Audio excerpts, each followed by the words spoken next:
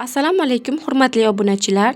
Bugun sizlar bilan bolalarda semizlik mavzusida gaplashamiz.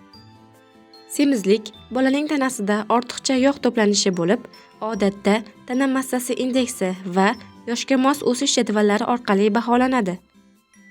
Yoshga mos bo'y normalari va vazn normalarini Telegram kanalimizdan topishingiz mumkin.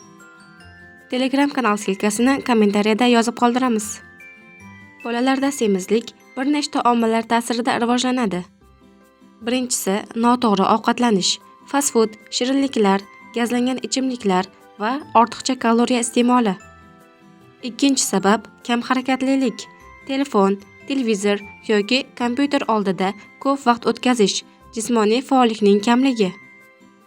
Uchinchi sabab gormonal sabablar, qalqonsimon bez kasalliklari, Cushing sindromi, insulin rezistentligi va boshqa gormonal buzilishlar. To'rtinchi sabab genetik omillar. Ota-onada semizlik bo'lsa, bolada ham semizlik rivojlanish xavfi yuqori bo'ladi. Beshinchi sabab psixologik omillar. Stress, uyqu yetishmasligi, depressiya va emotsional ovqatlanish. Keyingi sabab oila va muhit. Oila odatlari, noto'g'ri ovqatlanish madaniyati va harakatsiz turmush tarzi. Semizlik bolaning tashqi ko'rinishidan tashqari uning salomatligiga ham ta'sir qiladi. Bolalarda semizlikning eng ko'p uchraydigan belgilari. Birinchisi vazn tez ortishi. Qisqa vaqt ichida vaznning ortib borishi. Ikkinchisi tez charchash. Oddiy harakatlarda ham tez charchab qoladi. Nafas qisishi. Yugurish yoki zinadan chiqqanda nafas olish qiyinlashadi. Keyingisi ko'p terlash. Jismoniy faollik bo'lmasa ham ko'p terlaydi. Harakatda qiyinchilik, tez yurish, yugurish, sakrashda qiynaladi. O'ziga ishonch pasayishi, tashqi ko'rinish sababli o'zini yakkalangan his qiladi. Bolalarda semizlikning asoratlari. Semizlik vaqtida aniqlanmasa, kelajakda jiddiy kasalliklarga olib kelishi mumkin. Birinchisi qandli diabet, ikkinchi tip, insulin rezistentligi rivojlanadi va qon shakarining ko'tarilishiga olib keladi. Ikkinchisi yurak qon tomir kasalliklari, yuqori qon bosimi, yurakning ortiqcha yuklanishi, xolesterin va triglitseridlar ortishi. Uchinchisi jigar yog'lanishi, jigarda yog' to'planadi.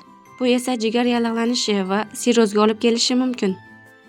To'rtinchisi suyak va bo'g'im muammolari. Ortiqcha vazn bo'g'imlarga bosimni oshiradi va erta artritga sabab bo'ladi. Beshinchisi nafas olish qiyinlashishi, uyquda nafas to'xtashi, tez charchash va nafas qisishi kuzatiladi.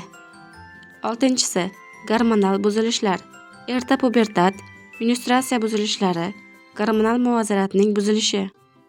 Yettinchisi ruhiy va ijtimoiy muammolar, o'ziga ishonch pasayishi, depressiya, tashqi ko'rinishdan komplekslar. Semizlik faqat kosmetik muammo emas, balki kelajakdagi jiddiy kasalliklar uchun xavf omilidir. Bolalarda semizlik diagnostikasi. Vazn o'lchash, bo'y o'lchash, tana massasi indeksini hisoblash, tana massasi indeksini baholash, tashxis qo'yish.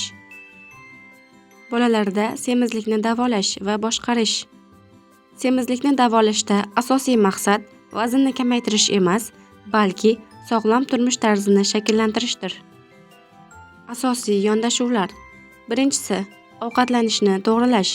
Sabzavot, meva, to'liq donli mahsulotlar, oqsilga boy ovqatlar ko'paytiriladi. Shakar, fast food va gazlangan ichimliklar kamaytiriladi. Ikkinchisi jismoniy faollikni oshirish. Kuniga kamida 60 daqiqa o'rtacha yoki yuqori intensivlikdagi jismoniy faoliyat tavsiya etiladi. Uchinchisi yetarli uyqu.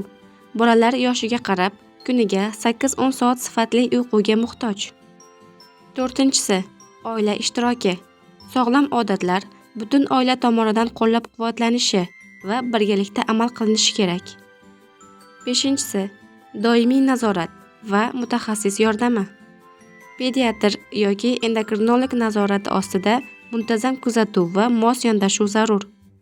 Bolalarda semizlikni erta aniqlash va to'g'ri yondashish orqali ko'plab asoratlarning oldini olish mumkin. Sog'lom bola, sog'lom kelajak. Video foydali bo'lgan bo'lsa, like bosishni unutmang. Savollaringiz bo'lsa, kommentariyada yozib qoldiring. Foydali tibbiy ma'lumotlar uchun kanalimizga obuna bo'ling.